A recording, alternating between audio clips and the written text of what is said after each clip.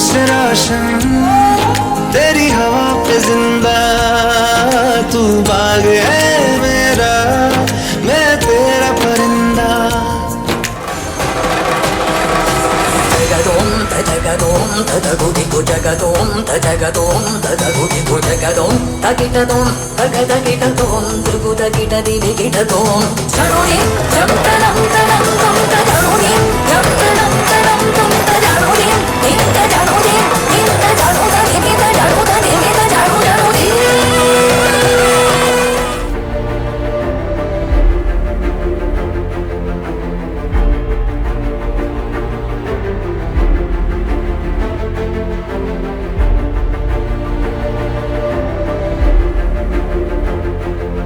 We come to our own boy from Maharashtra, Major Manish Pitambre. मैं aunty को हम ले आए पहले. We should keep clapping when she is walking, even at this age.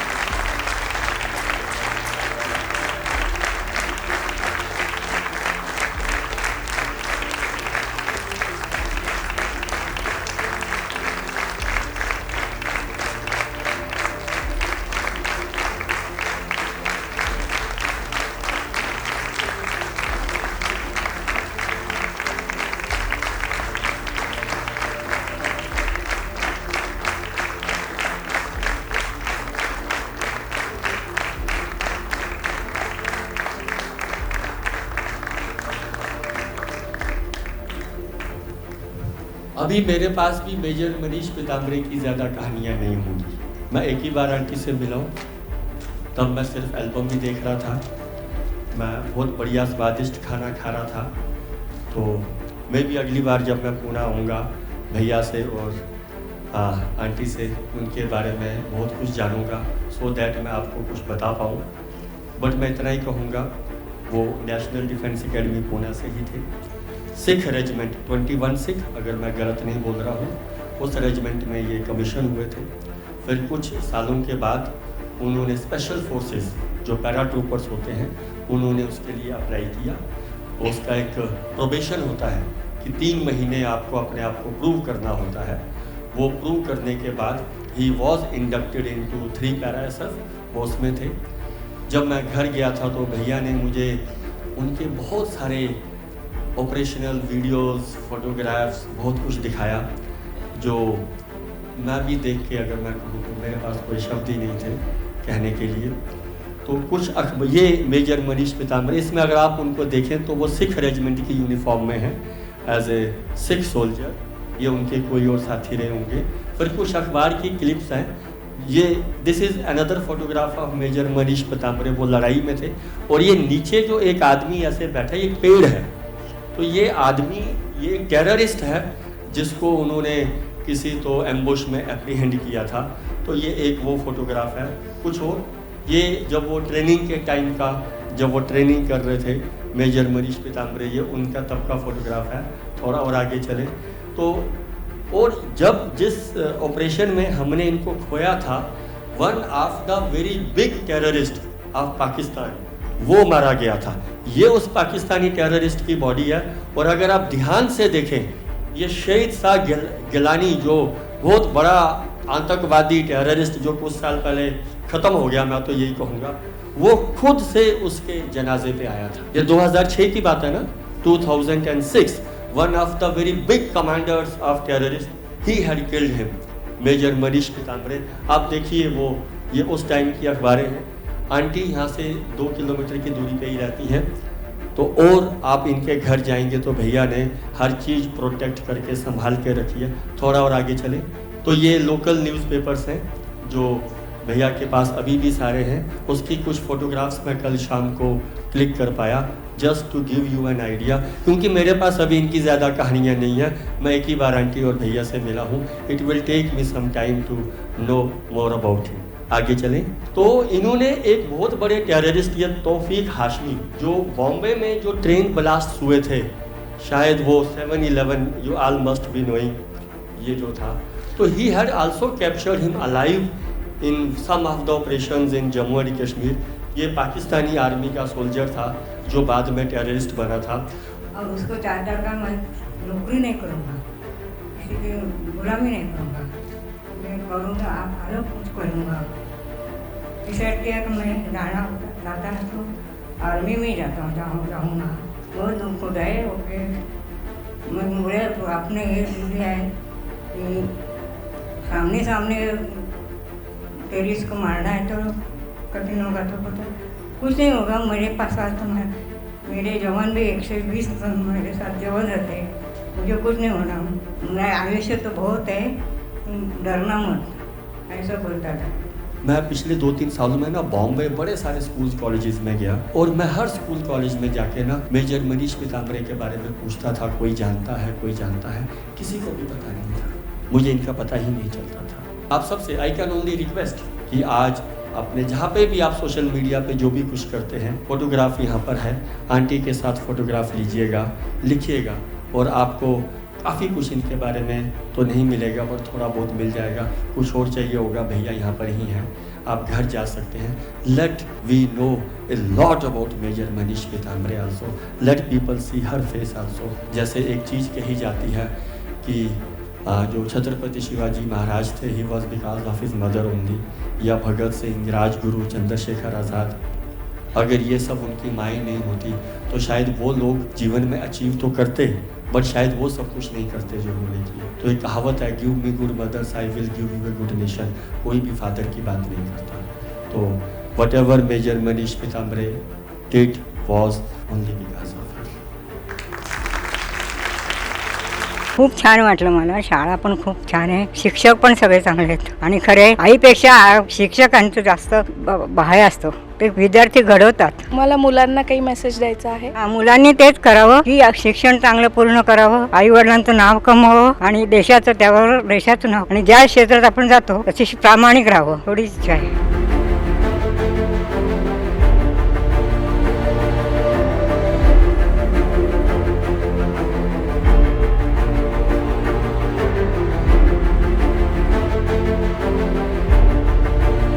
अगर मैं सर की बात करूं, जो पहले इनके बारे में कहा भी गया, one of the most decorated soldiers of Indian army. वो इतनी कुछ चीज़ें इनके साथ हुई हैं जो इंडियन मिलिट्री हिस्ट्री में जनरली होती ही नहीं है, बट भगवान इनके साथ बहुत क्लोज है और ये उतने ही हम्बल हैं। जनरली किसी इंसान को कुछ थोड़ा बहुत मिल जाता फिर उनको हैंडल करना बड़ा मुश्किल हो जाता, बट सर के साथ ऐसा कुछ भी नहीं है। तो हम कुछ कहानियाँ कुछ इंटरेस्टिंग वे से सर से ही सुनेंगे। मैं सबसे पहले डिस्प्ले करने को बोलूँगा, अगर वो डिस्प्ले करें। यस सर, ये कुछ यहाँ पे डिस्प्ले हो रहा है, मैं चाहूँगा पहले आप इसके बारे में बताएं, फिर मैं उसको थोड़ा समराइज करूँगा। जय हिंद। First of all greetings and best wishes to all of you on Independence Day. मेरे को यहाँ पर आने का मौका मिला, अपने आप को सौभाग्यशाली समझता हूँ। अबाउट दिस लेटर, मैं मणिपुर में था तो वहाँ पर मेरे को 2 साल हो गए थे 32 असम राइफल के साथ। 32 असम राइफल वहाँ से पीस स्टेशन में जाने वाली थी और उसकी जगह 28 असम राइफल जो है वो बदली में आने वाली थी। तो 19th ऑफ जनवरी को जाना था 32 को। तो एक सिग्नल आता है असम राइफल MS ब्रांच से कि in the interest of organisation major RK Sharma is retained with the living battalion. और मेरे को हुक्म मिला कि मैं जो नई यूनिट आ रही है उसके साथ वहां पर रहूंगा। अब ऐसा था कि पिछले 2 साल में दूसरी यूनिट के साथ लगा चुका था, उनके साथ मैंने ट्रेनिंग की थी, उनके साथ लड़ा था और तब तक मेरे को 2 बड़े अवार्ड कीर्ति चक्र और शौर्य चक्र भी मिल चुके थे। और मैं भी उम्मीद लगाए बैठा था कि पीस स्टेशन में जाने का टाइम आ गया है, वापस उसी जगह पे रहना तो थोड़ा सा मैं डिस्टर्ब था।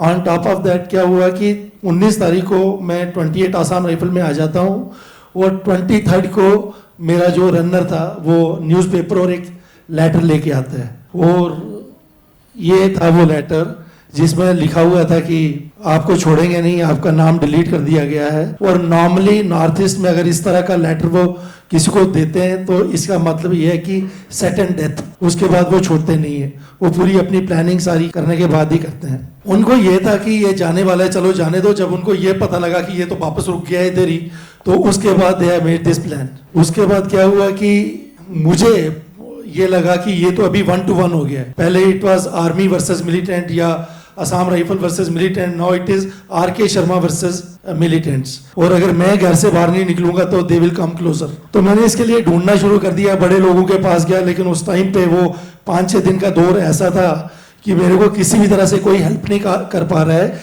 इसकी इंफॉर्मेशन देने में। जिसके पास भी मैं जाऊं तो वो हंस के ये बोलते हैं कि सर आप जैसे शोले में संजीव कुमार गब्बर सिंह मांगता है ऐसे इसके लिए मांग रहे हो, ये बहुत बड़ा आदमी है, ये बैंकॉक में बैठा होगा, बर्मा भूटान पता नहीं कहाँ पे होगा, और ये कोबरा टास्क फोर्स का सीईओ है। बट 1 फरवरी को सुबह सुबह अराउंड 7:38 एक यंग लड़का आता है पोस्ट पे, जिससे मैं पहले कभी नहीं मिला हुआ था, तो उसने आके मेरे को इसके बारे में बताया कि मुझे इसकी खबर है।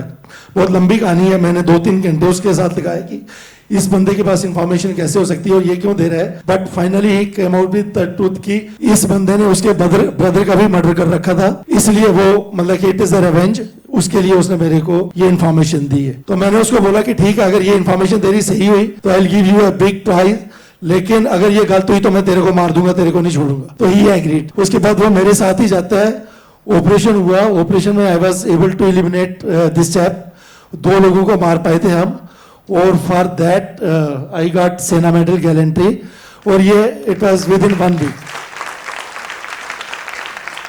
ये 23 जनवरी का लेटर है, और 1 फरवरी को 7 दिन के बाद मैंने उसको मतलब आई वाज लकी कि वो मेरे हाथ आ गया। Thank you.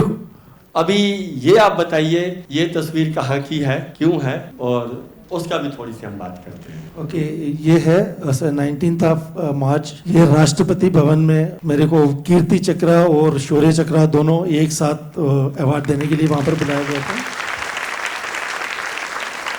तो मैं यहाँ पर ऐड करना चाहूँगा कि ये हिस्ट्री में फर्स्ट टाइम हुआ था उस टाइम पे, और अभी भी ये रिकॉर्ड है कि anybody walking twice to president to receive 2 awards. It was like कि पद्म श्री और पद्म विभूषण एक ही इन्वेस्टर में लेने के लिए जाना। आपके एक्शन जानना चाहेंगे, आपको कीर्ति चक्र क्यों मिला, आप किस ऑपरेशन में थे, क्या हुआ था, so that they should hear. अब मैं किसी की बातें कर रहा हूँ वो थोड़ा अलग होता है, बट भगवान ने आपको ये सौभाग्य दिया है कि आप अपनी कहानी खुद ही सुनाएंगे। तो कीर्ति चक्र की हम पहले बात करते हैं, ब्रीफली इन सबको हम बताएंगे। ओके, कीर्ति चक्र के लिए मेरे को इन्फॉर्मेशन मिली थी कि 7 से 8 मिलिटेंट जो है वो जिला परिषद के इलेक्शन होने वाले थे मणिपुर में, तो उनको डिस्टर्ब करने के लिए कोई फिरौती मतलब है कि एक्सटॉर्शन वगैरह के लिए आ रहे हैं। तो this was the information and information was concrete. एक सोर्स जो है मेरा जो इन्फॉर्मर वो ग्राउंड पे था उस गांव में, और दूसरा मेरे पास बैठा हुआ था। 1 to 1 they were working on कि क्या क्या होने वाला है। तो उन्होंने मेरे को बता दिया था कि रात को आके किस घर में ये खाना खाएंगे और कहाँ पर सोएंगे, ये थी इन्फॉर्मेशन। लेकिन जब रात को हम उस ऑपरेशन के लिए निकले तो वहाँ पर जाके पहले मैंने वो घर कॉर्डन करना था जिस घर की इन्फॉर्मेशन थी कि यहाँ पर आके सोए होंगे। तो एक पार्टी को मैंने भेजा कि उस घर को कॉर्डन करो और उसकी घेराबंदी करना, और बाद में मैं आके सर्च करूंगा। लेकिन कुछ इन्फॉर्मेशन इधर उधर हो गई। तो जब ये लोग कॉर्डन कर चुके थे मेरे वाले बंदे, उस टाइम पे वो जिप्सी आती है जिसमें मिलिटेंट थे, मतलब है कि मेरे लड़के जो है वो पहले पहुंच गए फौजी, और वो बाद में आए। तो उन्होंने जैसे ही देखा कि घर के चारों तरफ फौज लगी हुई है तो वो पीछे मुड़े और उन्होंने भागने की कोशिश करी। तो मैं दूसरी पार्टी के साथ, जो सर्च पार्टी जो जिसने घर की तलाशी लेनी थी, मैं एक दीवार के साथ एक लाइन में हम सारे ऐसे खड़े थे। तो जैसे ही वो जिप्सी हमारे को क्रॉस की तो मेरा इन्फॉर्मर जो था उसने मेरे को बताया कि these are the same people, they are the militants. तो हमने फायर खोला, उन्होंने भी फायर खोला।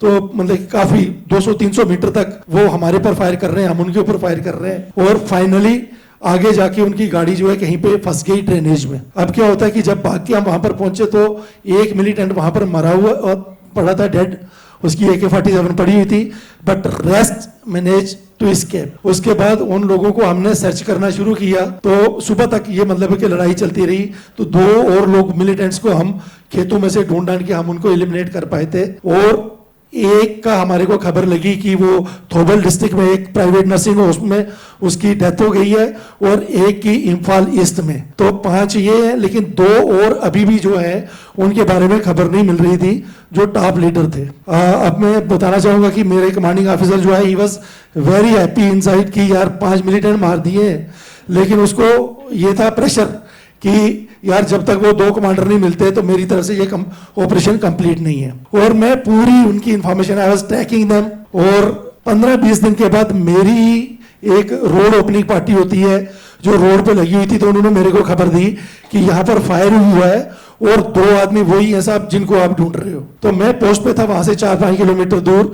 We rushed from that place और finally we were able to eliminate these 2 also. इनके पीछे 3-4 एजेंसियां, सीआरपीएफ भी है, बीएसएफ भी है, मणिपुर पुलिस भी है, और मैं भी 4-5 एजेंसियां इंडिपेंडेंट भाग रही थी। बट मैं थोड़ा सा ज्यादा लकी हूँ कि I was able to reach first and he came in our hand. तो we were able to eliminate 5 जो हमारे को मिले और 2 जो है नर्सिंग होम में। तो for that my boys got around 5 award, उनमें से एक कीर्ति चक्र जो है वो मेरे को मिला था।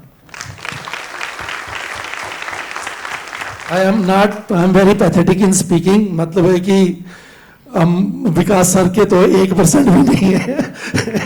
मैं फिर कहूँगा, सर ने जितनी हम्बली कहा कि रात भर लड़ाई हुई, गोलियां चली, ये सब कुछ हुआ, हम 5 को मार पाए, 2 भाग गए, तो वो इतना आसान नहीं रहा होगा।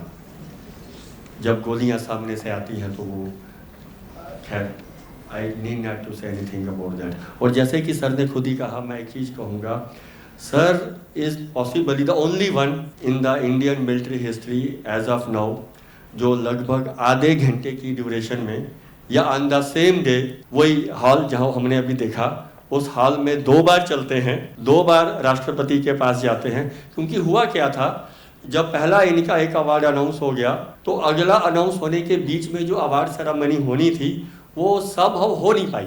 तो और पिछली लिस्ट में से ऐसा कोई था नहीं जो अगली लिस्ट में भी रिपीटेड था, अब इनका तो था। तो इसलिए अगर आप कभी सर के घर आएंगे जम्मू में, जैसे ये एक फोटोग्राफ है, तो दोनों फोटोग्राफ सेम है, कीर्ति चक्रा की और शौर्य चक्रा की, क्योंकि सेम ही जगह पे ली गई है, सेम ही ड्रेस है, प्रेसिडेंट भी सेम है, पीछे जो एडजुटेंट साहब हैं वो भी सेम है, और राष्ट्रपति भवन का जो फोटोग्राफर होता है उसका वो सेम ही एंगल होता है, वो सब प्री डिसाइडेड होता है। मैं अभी पहली बार ही सर को बोलूँगा कि सर अगर आपने एक असम राइफल्स की यूनिफॉर्म में ले लिया था, आप आधे घंटे में चेंज करके दूसरा ग्रेनेडियर्स की यूनिफॉर्म में ले लेते, कम से कम थोड़ा अलग तो दिखता।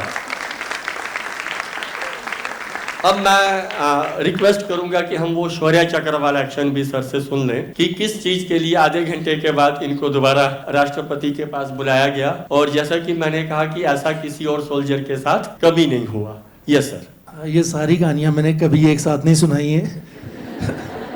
अभी ऐसे कि कीर्ति चक्रा के बाद, मतलब कि ये जो मेरे पहले ऑपरेशन हो गए थे उसके 3-4 महीने के बाद मेरी पोस्ट पे एक लेडी और एक यंग लड़का 17-18 साल का शाम को अराउंड 4 बजे पोस्ट पे आते हैं, and that lady was crying. तो मेरे सेंट्री ने मेरे को बोला कि साहब कोई लेडी आई हुई है, उनके साथ एक बच्चा और वो बहुत बुरी तरह से रो रहे हैं। तो मैं गया मिलने के लिए, तो उसने मेरे को बताया कि मेरे हस्बैंड को किडनैप कर रखा है, हमारे से पहले बहुत सारा पैसा जो है वो वसूला गया है एक्सटॉर्शन के नाम पे। तो अभी उन्होंने 19 लाख रुपए की फिरौती मांगी है कि आप 19 लाख रुपए दो तब इसको छोड़ेंगे, नहीं तो नहीं छोड़ेंगे, और we are not left with anything, हमारे पास कुछ भी नहीं है। तो मतलब कि जिस तरह से वो रो रही थी, तो मेरे को 5-4 मिनट उनकी बातचीत सुनने के बाद मैंने उनको बोला कि आप घर जाओ, मैं आपसे ये प्रॉमिस करता हूँ कि आपका हस्बैंड जो है मैं सेफ आप तक पहुंचा दूंगा, और अगर नहीं ऐसा हुआ तो आपको ये भी पता लगेगा कि मैं भी नहीं हूं, तो बेटे को मेरे पास छोड़ के चले जाओ। तो बेटे को मैंने अपने पास रखा। मैं बोला क्योंकि उसने मेरे को रजिस्ट्रेशन नंबर गाड़ी वगैरह का जो बताया था साइन, तो वो लड़के को सब पता था कि क्या क्या है और वो पहचान सकता है। मेरे पास स्ट्रेंथ बहुत कम थी और उस दिन मेरे पास टोटल 10 ही लोग थे। 10 लोग भी मैंने मैनेज किए थे, जिनमें 2-3 ट्रेडमैन थे जो जिनका काम होता है या खाना बनाना या कपड़े धोना या जो भी है, तो उनको भी साथ में लिया और मैं वहां के लिए चला गया। अब वहां पर जाके जो मेरे को रास्ता बताया था कि इस रास्ते से आएंगे और इस गांव में आके वो पैसों के लिए उन्होंने बात की है कि पैसे यहाँ पर आके मांगेंगे। तो मैंने एक मतलब है कि 1 किलोमीटर दूर एक अकेला आदमी खड़ा कर दिया कि तू मेरे को इन्फॉर्मेशन देना कि इधर से ये गाड़ी मेरे को क्रॉस कर गई है, और दूसरी तरफ भी एक लड़का गांव के एंड पे खड़ा कर दिया ताकि अगर इस तरफ से कुछ होता है तो वो मेरे को इन्फॉर्म कर दे। देवर अर्ली वार्निंग इन्फॉर्मर। और एक आदमी को आप सीआई में कभी रख नहीं सकते, लेकिन it is positive man power, strength कम थी, तो मैंने एक कोई मैं बोला तुम वहां पर। अभी उनको जब लगाने के बाद मैं आके एक बंद के पीछे एम्बुश सॉर्ट ऑफ वहां पर हम छुप गए 5-4 लोग, और जैसे उसने मेरे को पास किया कि सिल्वर रंग की गाड़ी जो है मेरे को क्रॉस कर गई है। वेट करता रहा मैं, जैसे ही वो पहुंची 100 मीटर पे तो मैं जंप करके बंद के ऊपर आ गया। इतने में वो गाड़ी भी मेरे पास आ गई थी। अब उसने क्या किया कि जैसे ही वो मेरे पास आई तो उसने पहले ही ट्राई टू ओवररन मी, कि मेरे पर ही गाड़ी चढ़ा के तो वो जल्दी से आगे निकले। व्हाइल डूइंग दैट क्या हुआ कि उसका वो जो टायर एक जो है वो ड्रेनेज में चला गया और अभी गाड़ी आगे पीछे नहीं बढ़ सकती है। तो एक आदमी वहां से निकलता है कार्बाइन के साथ। वो कार्बाइन भी बाद में पता लगा था कि कभी मिलिट्री वालों का आर्मी को एम्बुश करके उन्हीं के लेके गए हुए थे, वो आर्मी की कार्बाइन थी। उससे उसने आके उस कार्बाइन से मेरे ऊपर जो है फायरिंग शुरू कर दी, और distance was this much only, जितना मेरा और विकास जी का है। तो मैं पहले बार बार आपको बोल रहा हूँ कि आई वाज लकी इनफ कि मेरा फायर जो है वो उसको लगता है, और उसको जो कार्बाइन से फायर कर रहा था वो मेरे को नहीं लगा। तो he fell on the ground that time only, और he died there only. I was able to eliminate him.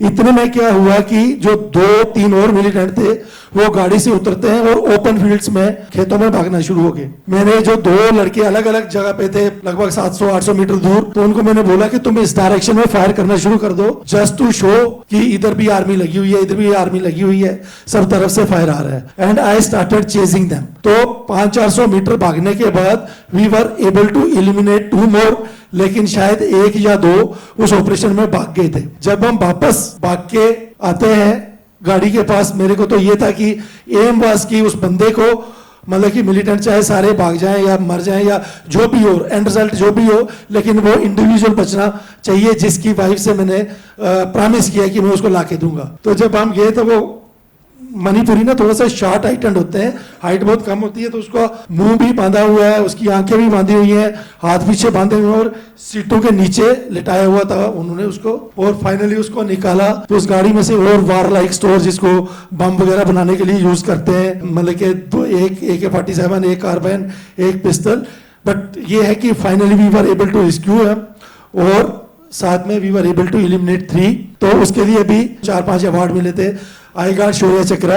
एक बात मैं यहाँ पर बताना चाहता हूँ कि मणिपुर की इंसर्जेंसी में my company was able to eliminate 44 militants. 300 को हमने जिंदा पकड़ा था, और 93 जो है वो वेपन रिकवरी थी। और मेरी कंपनी को जो है वो 48 अवार्ड मिले थे। ये ईस्टर्न कमांड में कलकत्ता में, मतलब है कि record in the history of Indian army कि कोई एक टुकड़ी इतने मार सकती है और इतने पकड़ सकती है और जिंदा पकड़ सकती है और इतने वेपन रिकवर कर सकती है। Thank you. ओके, कारगिल का मैं बताऊंगा। I was just young lieutenant, 4-5 महीने हुए थे मेरे को कमीशन हुए, और we were at Hyderabad. By the way, Kargil की पूरी लड़ाई में जितने भी लोग लड़े हैं वो सारे वो लोग थे सर्विल एग्री विद मी, या तो जो वहां पर पोस्टेड थे, जो वैली से उठ के गया था जैसे 8 डिव, तो वो भी माउंटेन्स में ही थे। जो आगे से 3 डिव आया था या जो लोग ग्लेशियर से उतर के आए थे वो भी माउंटेन्स में से ही आए थे।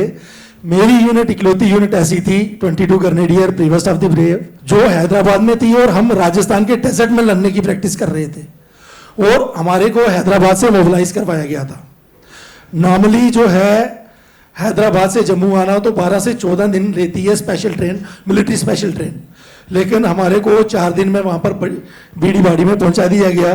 और वहां पर भी आगे 100 ट्रक पहले से लगे हुए हैं टू रश अस फास्ट, जल्दी से जल्दी वहां से निकालने के लिए। और 2-3 दिन में हम जो है प्लेस कॉल बुध खरबू पहुंच गए। अभी ये जो 100 ट्रक हमारे साथ गए थे, इनमें से 4-5 लोग ऐसे थे, मैं बड़े एक छोटे से गांव का हूँ, मेरे जितने भी क्लास फेलो थे या मेरे बैच में 2-4 अच्छी जगह पे हैं, बाकी सारे कोई ट्रक चलाता है, कोई टेम्पो चलाता है, कोई सारे इसी तरह के हैं। तो मेरे 3-4 क्लास फेलो तो ट्रक ड्राइवर। तो वो जब मेरे को वहां जाके बुध खरबू में छोड़े तो उनमें से एक है रणबीर सिंह सरदार जी, तो ही स्टार्टेड कराई। वो मेरे को बोला उस टाइम पे, मतलब बहुत सारी लड़ाई हम द्रास में कारगिल में देख के आगे पहुंचे थे बुध खरबू, और बुध खरबू में बहुत सारी लद्दाख स्काउट की और इसकी 12 जैकलाई की 111 GR की कैजुअलिटीज, मतलब डेड बॉडीज आ रही थी। तो वो रोना शुरू हो गया कि मेरे को यार तेरे घर जाके मैं क्या बताऊंगा कि तेरे को कहाँ छोड़ के आया हूँ मैं, तो मेरे को कुछ लिख के दे। तो मैं बोला यार तू बता देना कि ठीक है, तुम ये सब बताना किस लिए। बोला नहीं सब कुछ तो चल ही रहा है टीवी पे, तो ये आज नहीं तो कल तो खबर तो आएगी। उन्होंने ये सोच लिया था कि आई एम नो मोर, जहां पर वो मेरे को छोड़ के जा रहे हैं। अब क्या होता है कि इतना सा पेपर था मेरे वो जेब में, तो मैंने उसमें my wife name is Shashi, मैं बोला शशि यार मेरा आना वापस मुश्किल है, और बेटा मेरा 1 साल का था, उसका ध्यान रखना, एंड इमीडिएटली गेट मैरिड और वापस सेटल होना है, बहुत सारी लंबी जिंदगी पड़ी हुई है। लिख के तो मैंने ऐसे फोल्ड करके, कोई मतलब है लफाफा एनवेलप वगैरह कुछ नहीं है, उसको पकड़ा दिया। अब वो मेरे को जिस तरह से मिल रहे हैं और रो रहे हैं, तो मेरा मोराल डाउन हो रहा था कि ये क्यों ऐसे कर रहे हैं, ऐसा तो अभी तक कुछ नहीं हुआ है। और वहां से ना 400-500 मीटर तक रोड बेंड आता है, जब तक वो वहां तक नहीं पहुंचे तो ट्रक की उस मतलब ड्राइवर साइड वाली उधर गर्दन उनकी पीछे, और मेरे को वेव करते करते जा रहे हैं जैसे एक्चुअली मैं लास्ट टाइम देख रहे हैं वो मेरे को। एनीवेज, तो वहां पर पहुंचे हम, बटाली सेक्टर, वहां पर हम खालू बार पे लड़े, आई कट इट शॉर्ट। उसके बाद मेरे को एक पॉइंट दिया गया था, पॉइंट 5203, कि वहां पर जाके कैप्टन करियप्पा से टेक ओवर करना है। कैप्टन करियप्पा जिनके बारे में पहले बफोर्स उन्होंने अपने ऊपर मंगाई थी, उनके बारे में, तो उनसे जाके टेक ओवर करना है, क्योंकि उनको कहीं और जाना है। तो जैसे ही मैं वहां पर पहुंचा तो 5-4 दिन से हमने कुछ खाया पिया हुआ नहीं था। तो मैंने करियप्पा सर से एक ही रिक्वेस्ट की कि मैं बोला सर मेरे को ये बताओ कुछ खाने पीने का, कोई चाय का राशन, कुछ भी यहाँ पर। तो उन्होंने मेरे को बोला कि यार यहाँ पर तो कुछ नहीं है। उन्होंने जेब से एक fruit and nut Cadbury chocolate निकाला, और वो इधर से निकाला अंदर वाली जैकेट से, और साइड वाली जैकेट से 3 या 4 बादाम, 2 किशमिश के दाने और 1 काजू, कुछ ऐसा मेरे को बोला यार मेरे पास तो यही है। और यहाँ पर 12 जैकलाई की डेड बॉडीज पड़ी हुई थी, जिनमें कैप्टन अमोल कालिया का, सौरभ कालिया ना, अमोल कालिया का फोटो भी लगा हुआ था। बोला उनकी डेड बॉडीज के साथ जो भी लगा हुआ था राशन, थोड़ा थोड़ा सारा लेके चलते हैं। तो बोला हमने वो भी निकाल के खा ली है। ये सिचुएशन थी वहां पे कि उनका सारा राशन भी हमने उनके जो पैक थे वहां से लाके खा दी है। ठीक है, तो वो मेरे को बोले ये तू रख ले, और मैं नीचे जा रहा हूँ, मेरे को नीचे शायद कुछ ना कुछ मिल ही जाएगा। उसके बाद मेरे को एक पोस्ट थी, वो अटैक करने का मौका मिला, 5465। मौका क्या मिला, स्पेसिफिक आर्डर्स थे कि ये तूने लेनी है और कोई एक्सक्यूज नहीं है। मेरे को पता है कि सारे बंदे जो है वो टायर्ड है, मेरे को ये भी पता है कि जिन बंदों के पास तेरे को भेजा जा रहा है वो बिल्कुल फ्रेश है, तू पहले से उनको नहीं जानता, लेकिन 0.5465 लेना है। तो मैंने सीओ को बोला कि सर आप सुनते नहीं हो, सिर्फ बोल रहे, तो उनको बोला मैं सुनने के लिए तेरे को पहले बता दिया कि all the conditions I know, but go and take 5465। 2-4 लड़के मैं तेरे को और दे देता हूं, और जो पहले 10-12 हैं तेरे पास उनके साथ make a plan and go and attack for 5465। अब क्या होता है कि मेरे को जब ये पता लग गया, अंदाजा हो गया कि सीओ ने मेरी नहीं सुननी है, किसी ने भी सुनना नहीं है, तो मैंने उनको बोला ठीक है sir, I don't promise you कि मैं 0.5465 ले लूंगा, but I promise that if I don't then I will not come back to you. तो सीओ ने मेरे को बोला नहीं, you will take it also and you will come back also. मैं ठीक ठाक खड़ा हूँ इधर। वहां से मेरे को अटैक करने के लिए जाना था, बीच में 2-3 पड़ाव हैं, मतलब कि 2 इंटरमीडिएट पॉइंट थे जो मेरे को लेने थे। मैं उतनी लंबी स्ट्रेच नहीं करूंगा कहानी, बट फाइनली एक ऐसा पॉइंट आता है कि जब मेरे को वाल एरिया से 5465 के लिए जाना है, तो इट वाज लाइक दैट कि इधर जो है नोल एरिया जहां पर पाकिस्तानी बैठे हुए हैं, इधर है 5465, यहां पर मैं बैठा हुआ हूं, और नीचे पहले मेरे को डेड ग्राउंड में उतरना है 300-400 मीटर, और फिर क्लाइम करके मेरे को 5465 पे जाना है। यहां पर मैंने वाल एरिया में अपने वेपन जो है पैरेलल सेट कर लिए सारे, और मेरे को पता था कि नीचे जाने के बाद मेरे साथ पाकिस्तानी क्या करने वाले हैं, और मैंने इनको ये बता दिया कि you open up with everything, जितने भी यहाँ पर वेपन लगे हुए, अगर सामने से एक भी राउंड फायर आता है तो यहाँ पर MMG, AGL, RL in air burst mode, ये सारा कुछ करके, और एरियल डिस्टेंस जो है 700-800 मीटर है, इससे ज्यादा नहीं है, जहां पे मेरे बंदे लगे हुए हैं और सामने जहां पर पाकिस्तान बैठा हुआ है। अब क्या हुआ कि जैसे ही हम डेड ग्राउंड में पहुंचे तो एज इट वाज एक्सपेक्टेड, उन्होंने they opened up with everything, RPG, MMG, HMG, और जैसे ही उन्होंने फायर खोला तो मेरे पीछे वाले बंदों ने भी फायर जो है पाकिस्तान के ऊपर खोल दिया। अब क्या होता है कि मैं बाइनाकुलर से देख रहा हूं जैसे कोई विश ग्रांट हो रही है किसी को, मतलब इट इज कैटास्ट्रोफिक, कि जितना भी फायर हो रहा है बिल्कुल उनके लूप होल के अंदर जा रहा है और बंकर के ऊपर गिर रहा है, सारा मिक्स जो है फायर। और वहां पर ना अफरा तफरी मच गई है। आई एम एबल टू सी कि कोई ऊपर भाग रहा है, कोई नीचे भाग रहा है, कोई कुछ कर रहा है।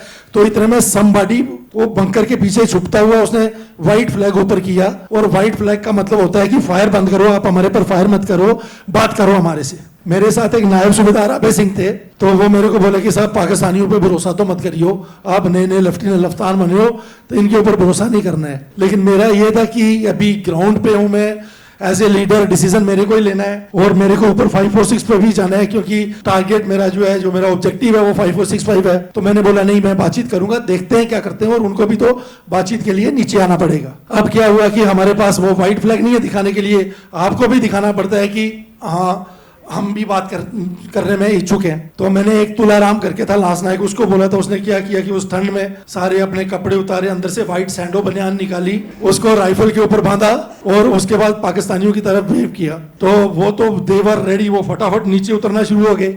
लेकिन जब वो नीचे आ रहे थे तो उनको तब ये अंदाजा हुआ कि ज्यादा नीचे चले गए तो ये हमारे लिए भी खतरा है, इंडियन हमारे साथ डटी प्ले ना कर दें, और हमारे को ये कि ये ना कर दें।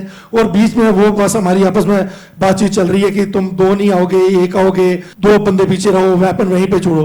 तो फाइनली लास्ट के 150 मीटर जो है मेरे को जाके वहां पर उससे मिलने का मौका मिला। अभी मेरे पीछे क्या चल रहा है कि मेरे कमांडिंग ऑफिसर जो SCO थे, टाइगर लैम्प बोलते हैं उनको, तो वो सारे रेडियो ऑपरेटर को डांड मार रहे हैं, उससे अब्यूजिंग हिम कि उसको बोलो कि आगे नहीं जाएगा, पाकिस्तान के पास नहीं जाएगा, मिलने के लिए नहीं जाएगा। और मतलब कि ये उनका कोई गेम हो सकती है, ट्रिक हो सकता है। और मैं इधर से इसको बोल रहा हूँ कि तू मेरे पीछे आए तो मैं तेरे को मार दूंगा, तू उधर ये पीछे खड़ा रहो। फाइनली उन्होंने इस बंदे को बोला, रेडियो ऑपरेटर को, कि RK शर्मा जिंदा या मुर्दा चाहिए, ऐसा ना हो कि पाकिस्तानी किसी तरह से इसको किडनैप कर लें, ले जाएं और प्रिजनर ऑफ वार बना दें और यूनिट का बेइज्जती हो जाएगी। तो चाहे वो मर जाए चाहे वो जिंदा रहे, that is not a issue, लेकिन उसकी बॉडी वापस चाहिए। तो ये सब कुछ पीछे चल रहा है। अभी फाइनली हम क्या हुआ कि पाकिस्तानी मेजर साहब से मिले, तो वो बहुत डरा हुआ था, थका हुआ था। तो आते ही वो चिल्लाना शुरू हो गया कि आपने इतना ज्यादा फायर कर दिया हमारे पर। तो मैं बोला यार फायर आपने पहले की है, तो आप फायर करोगे तो हम क्या करेंगे, हमने तो फायर का फायर, और तुम यहाँ पर क्यों बैठे हुए हो। आई आस्क्ड हिम कि ये नोल एरिया जो है, you are not supposed to sit here, move back. खैर वो बातचीत करते हुए उसने मेरे को बोला कि हमारी बहुत सारी कैजुअलिटी हो गई है और इंडिया का मैसेज जो है हम पीछे भेज देंगे, अगर मेरे को ये ऑर्डर मिलते हैं कि पीछे आ जाओ तो हम पीछे चले जाएंगे, नहीं तो you know sir orders are orders. तो मैं बोला ठीक है, तो ये ऑर्डर अपना मैसेज पीछे करो। फिर उसने जेब से सिगरेट निकाला और मेरे को बोला यू स्मोक। तो उस टाइम पे भाई दबे मैं पीता था, तो ये ऑफर्ड मी दैट सिगरेट। तो मैंने सिगरेट पिया। इससे पहले मैं अपने बंदूक के सारे सिगरेट और लाइटर माचिस वगैरह सब कुछ जमा करवा के आया हुआ था जहां से हम चले थे। तो मैंने उनको यही बोला था कि यार 5465 लेने के बाद सिगरेट पियेंगे, इसके बाद उससे पहले मतलब ये भूल जाओ सब कुछ। अब क्या होता है कि बातचीत हुई तो उसने बोला कि आप कहाँ जा रहे हो, मैं बोला मैं 5465 पे जा रहा हूँ, यू गो बैक अपनी पोस्ट पे। तो वो बोला हाँ मेरे को जाना है, मेरे को जितनी भी कैजुअलिटीज है उनको पीछे मतलब इवैक्यूएट करवाना है, और साथ में अगर ऑर्डर मिले तो मैं पीछे जाऊंगा, नहीं तो मैं आपके सामने ही बैठा हूँ। ही वॉज फ्रैंक, मतलब कि जो उसने मेरे को बोला कि नहीं तो मेरे को इधर ही बैठना पड़ेगा। इतने में मेरे वाले जो बाकी बंदे थे जो पीछे बचे हुए थे, वो on the foot till of that 5465 वहां तक पहुंच गए थे। और लास्ट में व्हेन वी वर पार्टिंग, तो वो मेरे को बोला कि सिगरेट चाहिए, तो मैं बोला दे दे यार, मतलब कि हमारे पास तो है नहीं है। तो उसने सिगरेट और वो लाइटर जो है, सिगरेट पैकेट दे दिया मेरे को, मैं बोला लाइटर भी दे दे, खाली सिगरेट्स का मैं क्या करूंगा। तो ये 100। तो उस टाइम पे वो 14-15 दिन के बाद मेरे पास वो जो कैडबरी का चॉकलेट वो मैंने रखा हुआ था कि लास्ट में finally when it comes to कि मरने वाले तो उस टाइम पे खोलूंगा, नहीं तो नहीं खोलूंगा। तो finally I give it to him. अब मेरे को नहीं पता कि करियप्पा को किसने दिया था, करियप्पा ने मेरे को दिया, मैंने पाकिस्तानी को दिया, और फाइनली हु एट इट, वो आखिर में खाया किसने होगा ये आइडिया नहीं है मेरे को। तो this is how I was able to capture that 5465। और ऊपर जाके जब मैंने रिपोर्ट दिया तो you know congratulation started showering, और मेरा CEO ने एक ही बात बोली कि यार के मैंने क्या बोला था कि तू कैप्चर भी कर लेगा और तू वापस भी आ जाएगा, good job done. This is how I was able to take that 5465।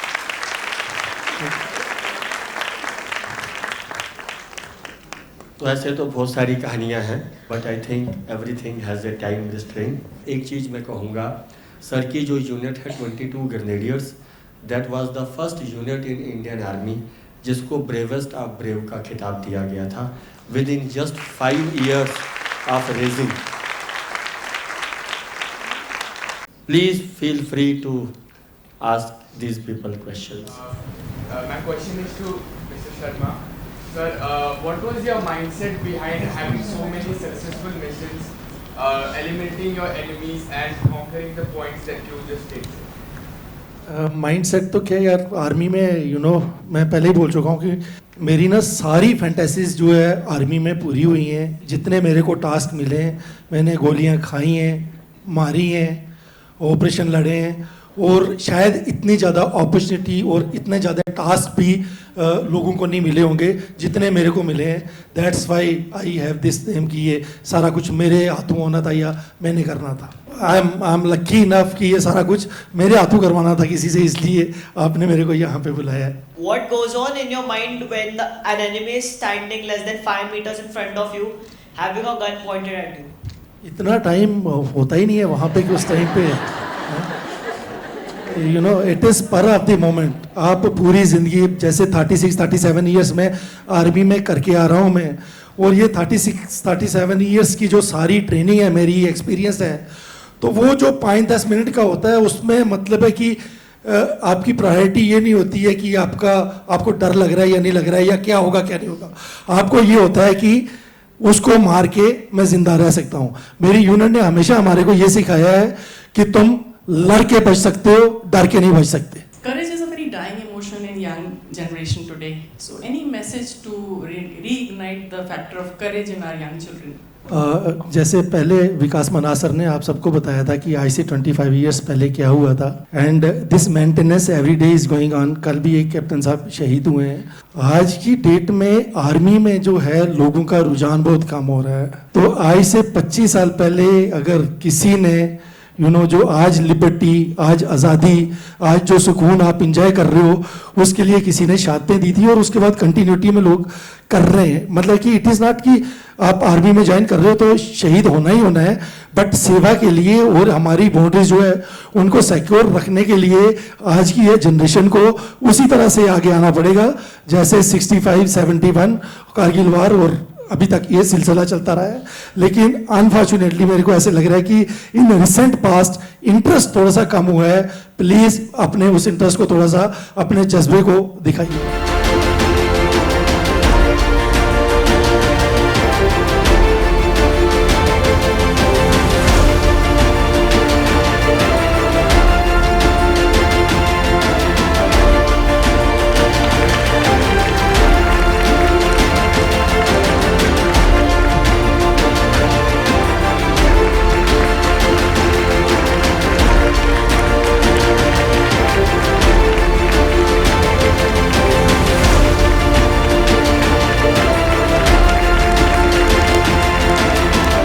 And best wishes to all the Indians on the 78th Independence Day of this great nation. It was a huge honor for me to be at the Alpro International School. जितने भी यहाँ पर activities हुई हैं और जिस तरह से इन्होंने एक हफ्ते का यहाँ पर जो प्रोग्राम रखा हुआ था और जो वीर गाथाएं यहाँ पे सुनाई गई हैं, जितना एफर्ट के एडमिनिस्ट्रेशन ने, प्रिंसिपल ने, स्टाफ ने और बच्चों ने डाला है, उसका कंपैरिजन कोई नहीं है। मैं इससे पहले इस तरह की एक्टिविटी कहीं भी किसी भी स्कूल में या किसी इंस्टीट्यूशन में नहीं देखी।